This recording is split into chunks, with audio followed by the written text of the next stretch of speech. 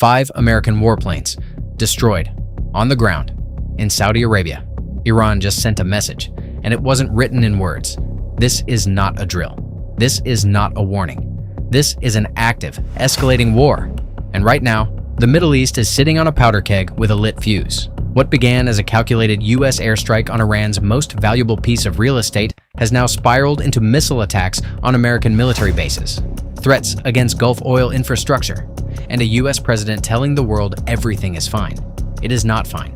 Let me break down exactly what happened, because every single detail matters. Kharg Island. If you've never heard of it, remember it now. Because this tiny island in the Persian Gulf is the beating heart of Iran's entire economy. Nearly 90% of Iran's oil exports flow through Kharg Island. It is Iran's financial lifeline, its oxygen supply, and the United States just bombed it. The moment that strike was confirmed, the world held its breath. Because everyone who understands this region knew Iran would not let this go. Iran could not let this go, and they didn't. Within hours, Tehran issued one of the most direct and dangerous threats we've seen in this entire conflict.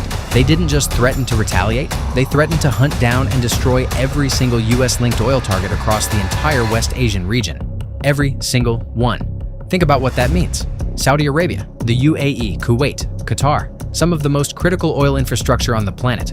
All of it now painted with a target by Iran. The global oil market didn't just flinch, it trembled. But here's where it gets even more alarming. Iran didn't just threaten, Iran acted. At Prince Sultan Air Base in Saudi Arabia, a key hub of American military power in the Gulf, Iranian missiles came screaming out of the sky and hit the tarmac. And when the smoke cleared, 5 U.S. Air Force KC-135 Stratotanker aircraft were sitting there, damaged, grounded, out of the fight. Now let's talk about why this is absolutely massive. The KC-135 is not just another plane. It is the backbone of American air power projection. These are the aircraft that keep U.S. fighter jets in the sky during long-range missions. They refuel bombers mid-air. They extend the reach of the entire U.S. Air Force operation in the region. Without them, strike missions get shorter. Response times get slower.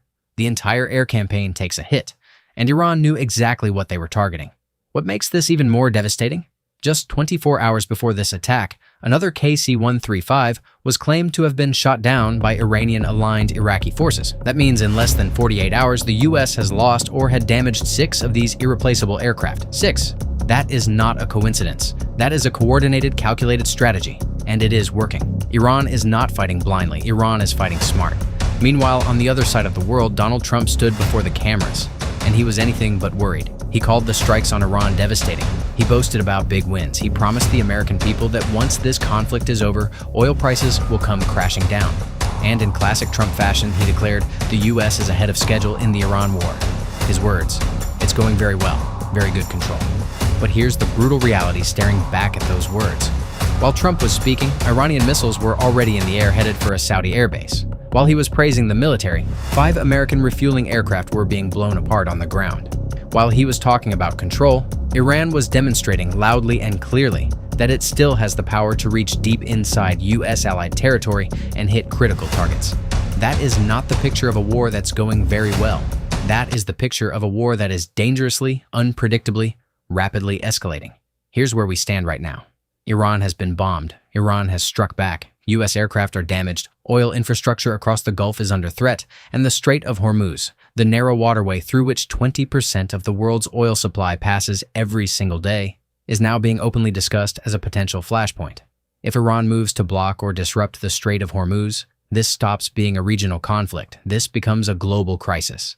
The next 48 hours are critical. Every move, every missile, every statement from Washington or Tehran could either de-escalate this or push it past the point of no return.